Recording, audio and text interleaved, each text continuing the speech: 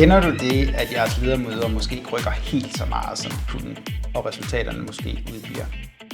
Eller kender du det, at trods forskellige former for teambuilding, så lykkes det jer på en eller anden måde ikke rigtigt at få rykket sammen i ledergruppen?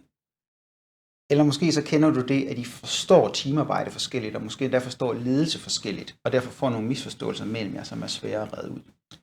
Alle tre problemer skyldes de samme tre grundlæggende misforståelser af, hvad teamarbejde i ledelse vil sige. Og det er dem, jeg vil forsøge her på i løbet af de næste par minutter, og give dig en hurtig teaser af, hvad det vil sige at gentænke teamarbejde i ledelsen. Og så håber jeg, at du får lyst til at være med til at udradere de her forståelser i din organisation.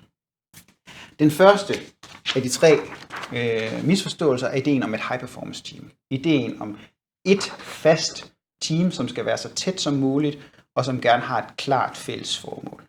Al nyere forskning er enige om, at ledere i stedet skal teame op rundt omkring de væsentligste opgaver. Nogle gange sammen med alle de andre ledere, der refererer til den samme chef som en selv, men ofte i alle mulige andre konstellationer.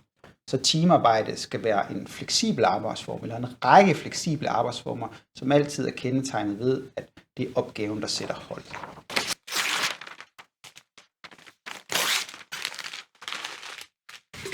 Den anden af de vigtigste misforståelser er ideen om den harmoniske, effektive ledergruppe.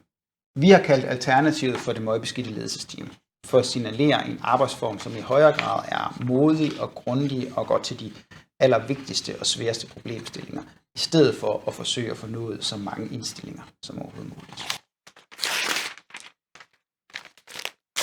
Så der er intet galt med at blive effektiv, men at bruge det som det ideal for sin udvikling, det er meget farligt.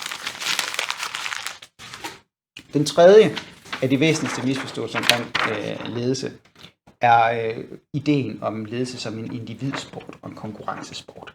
Hvis vi skal lykkes med at få ledelsesteams til at fungere, hvis vi skal lykkes med at få aktiveret mere ledelseskraft i organisationerne, er vi nødt til at slippe forståelsen af ledelse som evnen til at bestride en formel lederrolle.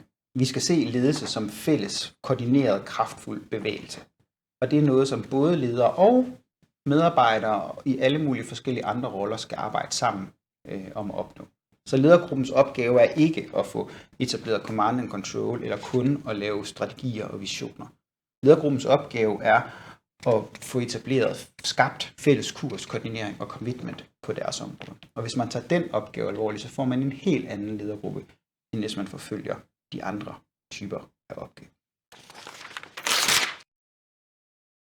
Det var de tre vigtigste misforståelser om teams, som vi havde valgt at bringe i dag. Der er væsentligt flere, vi har arbejdet i årevis med at arbejde sammen med vores kunder om at udradere dem i deres organisationer. Vi har også udviklet rigtig mange metoder og skrevet om flere af metoderne og noget af forskningen bag de her sådan lidt kække modstillinger, jeg lige har sat op her. Så hvis du kigger på siden, så er der links, hvis du har lyst til at arbejde videre med noget af det. Men først og fremmest så håber jeg, at du har fået lyst til at være med til at udradere de her tre misforståelser i din organisation.